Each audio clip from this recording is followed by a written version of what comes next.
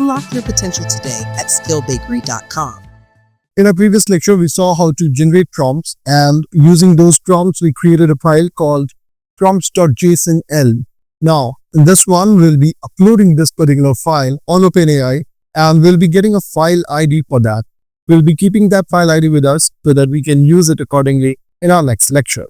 Over here, you can see what we are doing is we are making use of the file system. We have our OpenAI configuration in place, and here we are making use of the OpenAI create file inside our immediately executable function called run, and we are passing the file path over here prompts.jsonl, and we are also specifying the purpose.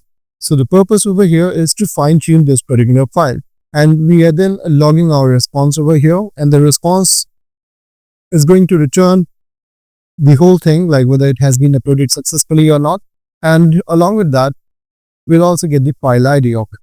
So here now we need to go and grab the command node scripts, and here we'll simply replace generate with upload training data.js, and here let's go ahead and press enter. Now here you can see it took some time, and now we have the response object.